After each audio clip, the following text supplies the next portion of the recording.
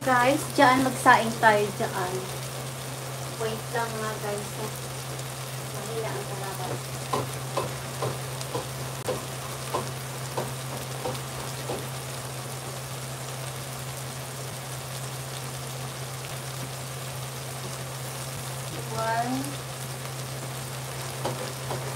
Kunti lang yung sabaw nitong rice kasi pinalitsa ko na lang yung sabaw. Kamayin ko na hain. Malinis naman po yung kamay natin. Turn on the fire. Doon na ngayon lang. Yan. Where's the tatlo? So guys, check natin. Nabatok na. Ayan. Lumabas na yung mantika ng manok. Wow! Ang sarap. Parang adobo na siya. Masarap kasi na sunog-sunog siya. Nag-toast siya ng konti. So, hugasan ko muna itong ating ubad. Hugasan ko na lang sa akin. Baka mamaya na gawin.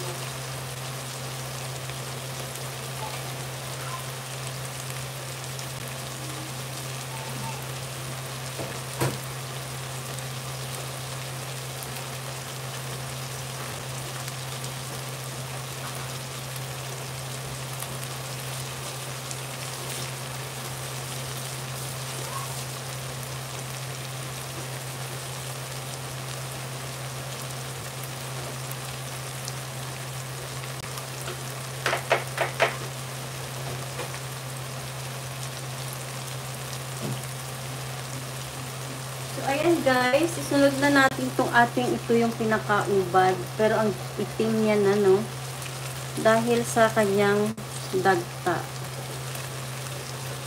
Ayan, ubad yan. Pero sobrang itim, nag-brown siya. Dahil sa tagok. Ubod ng saging to guys.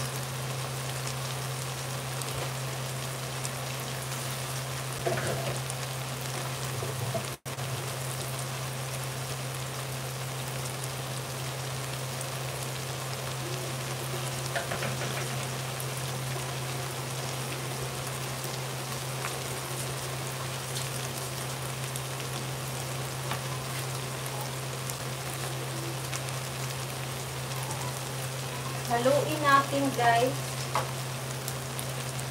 Ayan. Yan yung ubod guys. Igisa natin yung ubod. Yung banana. Ayan. Ayan. Bago tayo maglagay ng tubig, ayan. Medyo igisa natin para lumabas yung aroma. Aroma. Ang lasa pala.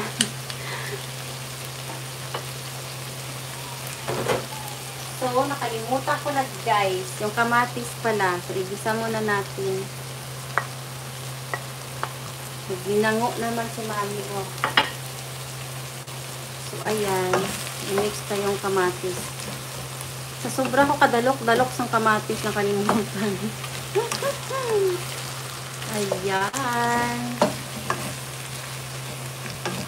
Naku, hindi ko na naman na-save yung ating ano.